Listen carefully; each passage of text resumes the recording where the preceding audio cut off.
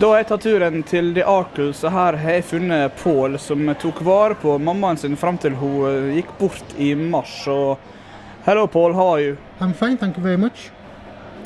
I was just told you have a heartbreaking story to tell about you left Carlisle. Yes, I left Carlisle in March. My mum, I was a full-time carer for my mum for 20 years. Sadly, she passed away in March. Due to the rules over bedroom tax and the way the council things work up there, I had to give up the home that I'd lived in all my life for 50 years. Finding myself homeless, a friend down here in Liverpool said that they had a spare bedroom. Would I like to move down? I moved down into their spare bedroom. Because the Arcus has always been my local, because I've come down for every league game that I could possibly, I decided to move down here full time. Because the staff knew me in here and the manager knew me, the manager asked me if I wanted to collect glasses. I started collecting glasses. He then realised I could pull pints and do cellar work and decided to give me a job, varying hours, mostly on match days. However, that then interrupted the story of one of the reasons I moved down here, which was to attend more games. Having already bought my tickets because of the pre-sale things, Eddie, my friend, decided that he would take my ticket and arrange so that I didn't lose money for the tickets to be used on my behalf while I'm working on match days.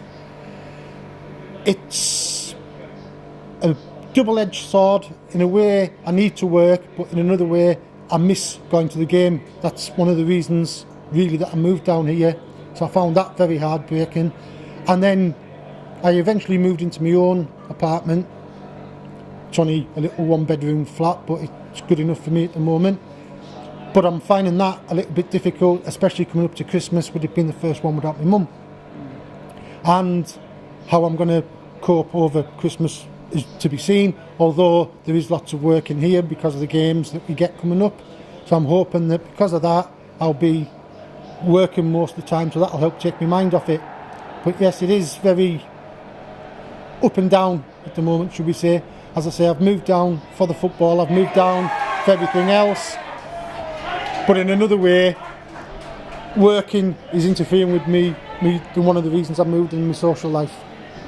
We can actually now hear the fans behind you screaming because Liverpool probably just scored a goal. And yeah, that's now 4-0, I believe. So tonight's hit and misses again because I had a 3-0 bet. Oh, this just keeps getting worse. Yes. But how are you coping, like, without watching Liverpool like you wanted to?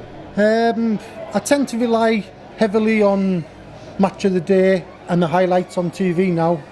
I find it hard working here, knowing that when you sit, especially as I work out in the backyard where all the majority of the top fans are, when I go out there when they all leave to go to the game and I've got to say ta-ra to them and see them later, that kind of makes it difficult.